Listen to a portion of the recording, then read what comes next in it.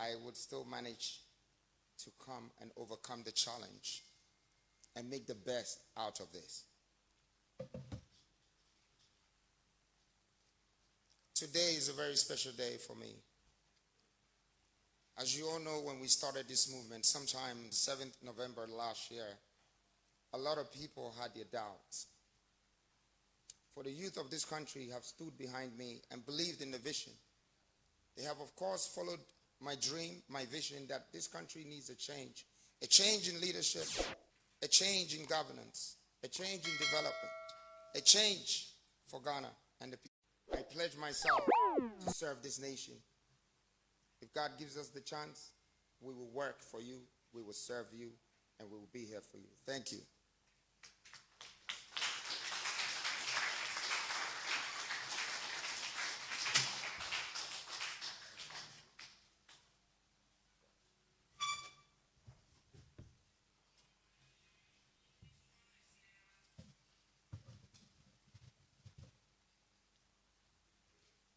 Good evening, ladies and gentlemen.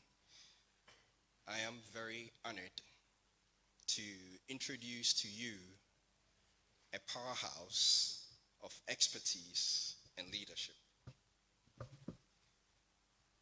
With over 2 decades of remarkable contributions in finance, academia, and public service.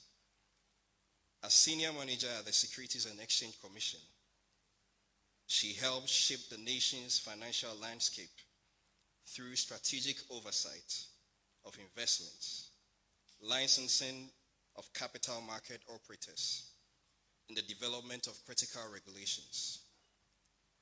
Her role in training market operators and educating investors places her at the forefront of financial development. A distinguished academic, she has taught at top-tier institutions such as the University of Ghana and the University of Professional Studies, where she has influenced the next generation of leaders in business and finance, management and accounting, and risk management. Her deep financial acumen in business and the International Journal of Managerial Finance, she has helped redefine the role of financial consumer protection and its impact on economic growth. With academic papers written on macroeconomics and finance in emerging market economies, financial access and economic development, exchange rate forecasting in the West African Monetary Zone, just to mention a few, it is safe to say that she is a finance colossus. The incoming VIP commands a global perspective on finance, underscored by her participation in international conferences from Singapore to South Africa. Whether it's reshaping policies, advancing financial education, or contributing to groundbreaking research, she stands as an indomitable force, driving both Ghana and Africa towards financial inclusion and economic resilience. Ladies and gentlemen, I introduce to you Dr. Mariam Isaka Krise. Thank you.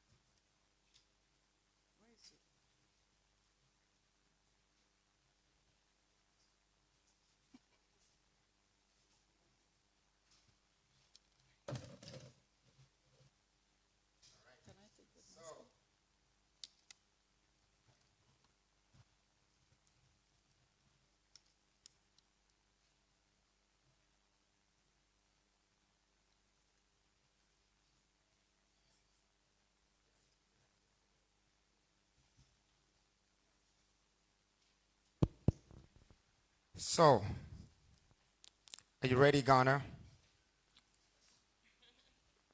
Well, let's unveil the first of the new 6 and the second to be unveiled from the new force. Ghana, help me welcome Mrs. Dr. Mariam Isaka Christie.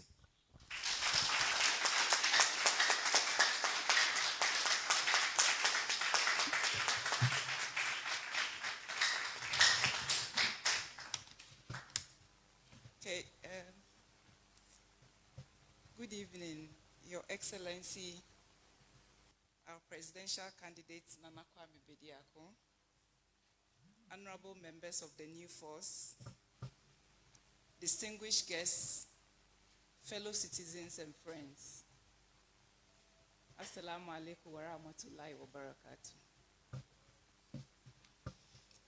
I stand before you today with profound humility, immense gratitude, and a strong sense of duty as I accept the nomination as the vice presidential candidate of the new force for the upcoming elections. This nomination is more than just an honor.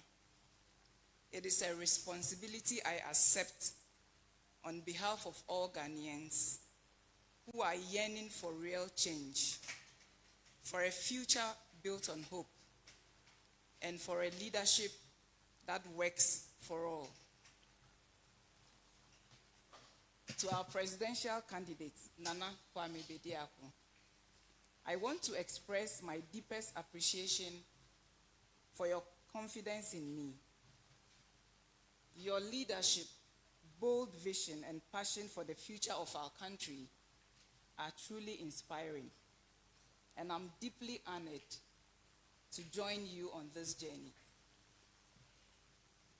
Together, we will embark on a journey of transformation, and I'm humbled to stand by your side as we bring forth the change our people desperately need.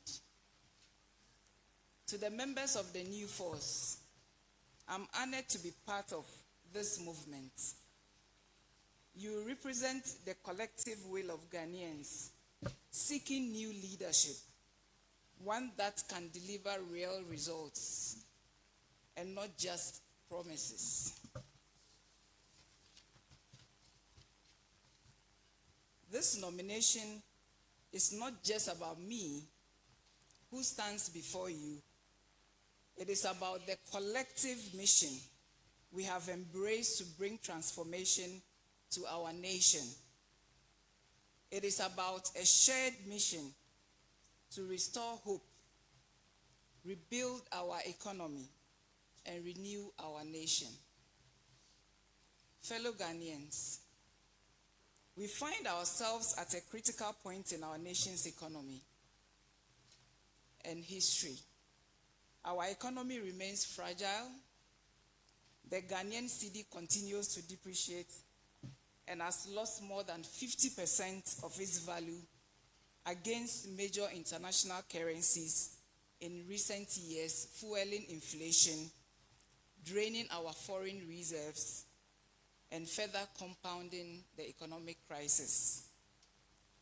Today, Ghanaians are struggling to make ends meet as prices of everyday goods have skyrocketed and businesses are grappling with higher costs and fewer opportunities. We cannot talk about the state of our economy without addressing the government's inability to manage public finances effectively. Fiscal deficits continue to widen, driven by excessive public spending and inadequate revenue generation. Ghana's tax to GDP ratio remains far below the regional average, a clear sign of weak fiscal governance.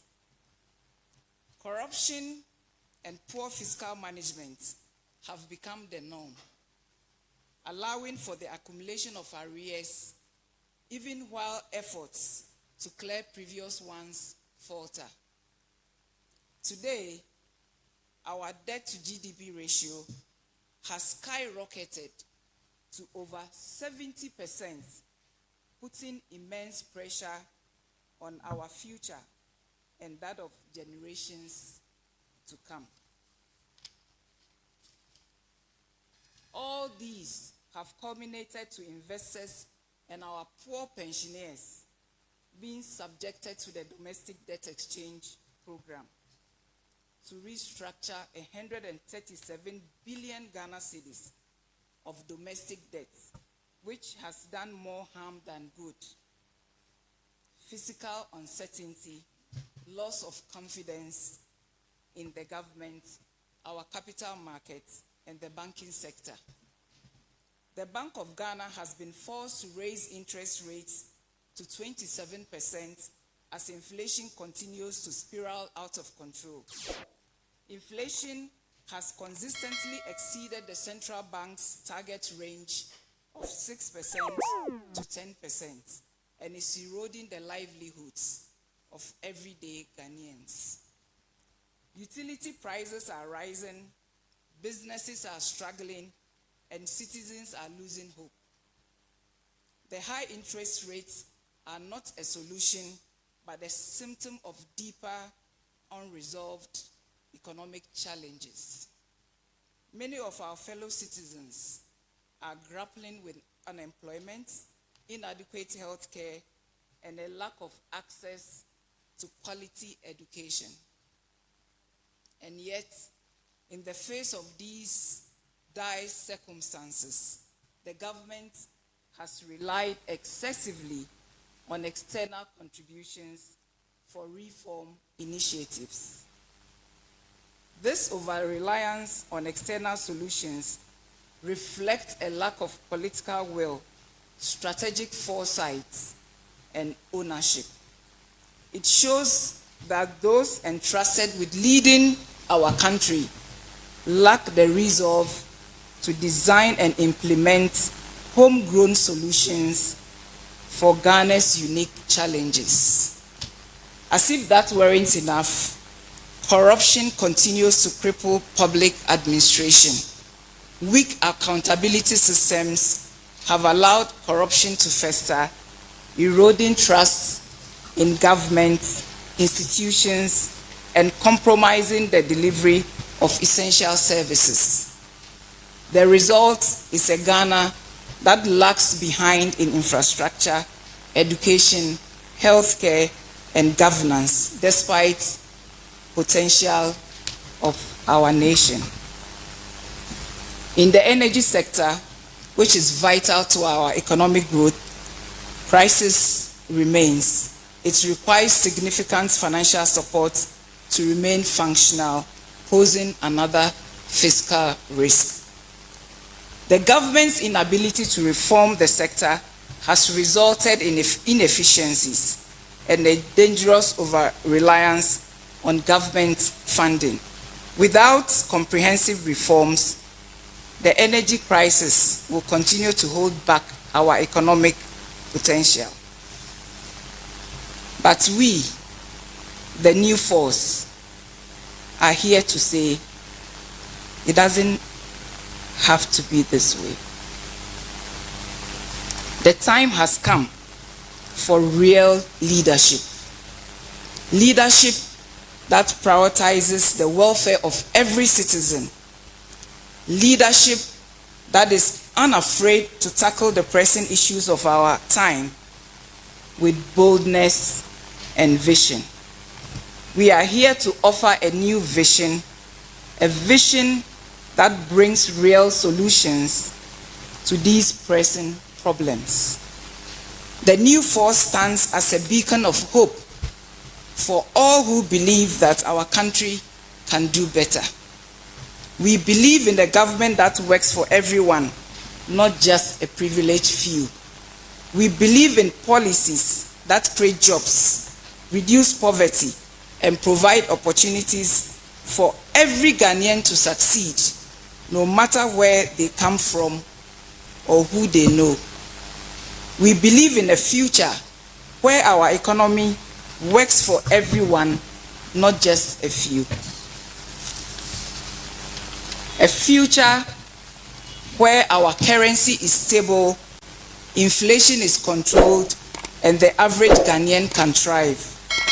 The new force is built on the foundation of fiscal discipline, transparency, and accountability. We believe in a government that manages its finances responsibly, creates jobs, and delivers the basic services our people need. We are committed to an agenda of inclusive growth, social justice, and national development that leaves no one behind. We will focus on ensuring that Ghana's resources are managed effectively and for the benefit of our people. Fellow citizens, this election is not just about who will lead, it is about the future of our nation. It is about choosing between the old ways of doing things which have not delivered for the majority of our people and a new forward-looking vision that seeks to uplift every Ghanaian. The new force offers a path to prosperity, not through promises alone, but through real action, accountability, and innovation. As your vice presidential candidate, I'm deeply committed to working alongside our presidential candidate, Nana Kwame Bediako, to deliver on our vision. We will focus on empowering our youth by creating jobs and fostering entrepreneurship. We will transform our education to give every child a chance to succeed. We will invest in healthcare so that no one has to choose between their health and their livelihood. We will ensure that every citizen feels the positive impact of our policies in their daily lives. But this is not a task we cannot accomplish alone. We need every Ghanaian to stand with us, to believe in the possibility of a better future, and to work together to achieve it. This is our moment to come together as one people, united by the desire for change, to build a nation where every dream can flourish. My fellow Ghanaians, I say this: your voice matters, your future matters, and the power to reshape that future lies in your hands. The new force is here for you, with a vision that speaks to your hopes and addresses your needs. Together, we can create a Ghana where opportunities are abundant, where hard work is rewarded, and where no one is left behind. In accepting this nomination, I reaffirm my commitment to serve the people of our country with integrity, dedication, and a focus on results. I stand ready to do the hard work that lies ahead, and I know that the collective will of the people, we can achieve greatness for our nation. Thank you, and God bless our homeland, Ghana.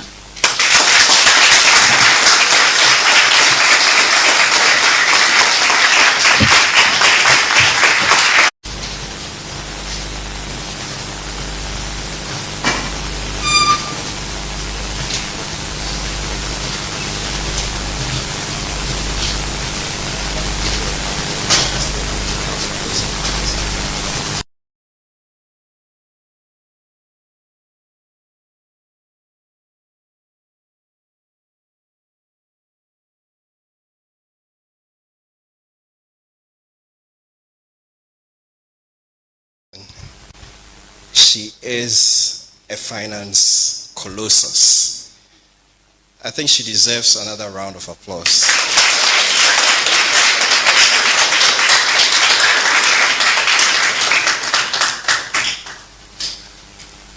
Without much ado, we will bring back the leader of the new force, the man of vision, and I call him the commander-in-chief of the Ghana Youth Forces, Nana Kwame Bediako.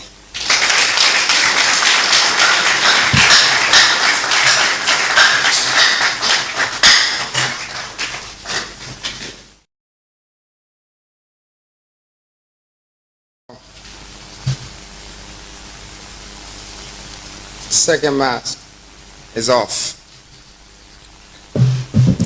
We should be waiting for the third one. And every time we unveil a mask, we bring a new opportunity, a new face, a new force, a new strength from this universe. This country can only be built by us. Why so? Because it's for us. I want to use this very moment to congratulate Dr. Mariam for delivering such a great speech. And I know we've all heard that our vision is to transform this nation, is to build this nation again. Our industrialization would have to industrialize the people of this country. There are no jobs, but of course we can create it because we have the reserves. We have the grounds. In the past, we have given what belongs to us to foreigners. Our political principles have been governed by foreign influence. Today, the new force is reinventing a brand new leadership. A leadership that doesn't have to listen to the foreign entities before we decide. A leadership that serves their people. A leadership that will provide jobs for the average Ghanaian is needed. And a leadership that builds an economic stability, create economic prosperity, and bring a balance in a system that Ghana needs. Ghana is the star of Africa. And we have to stand behind Ghana. We have to work on behalf of Ghana to show the world that Ghana is a chosen country for Africa. And that's what we're here to do. I'd like to congratulate my team, the New Force team, my mom, my family, my wife, and all the members of New Force. I know you're not seen, but sooner than later, they will witness the history. I'll leave the rest to the history to tell it itself. Thank you very much, Ghana. It's a new day. It's a new dawn. Thank you.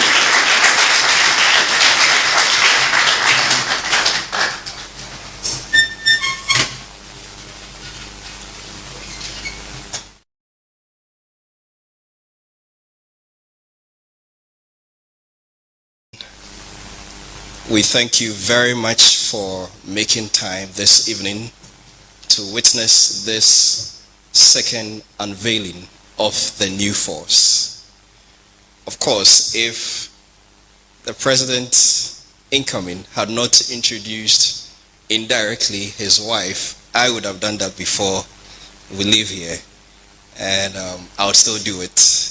Let's give a round of applause to the incoming First Lady.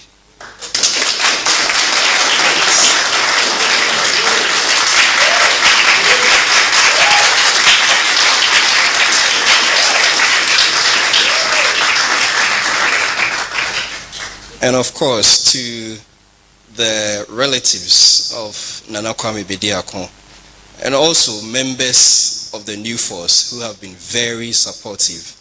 His elder sister is here. Let's give her a round of applause.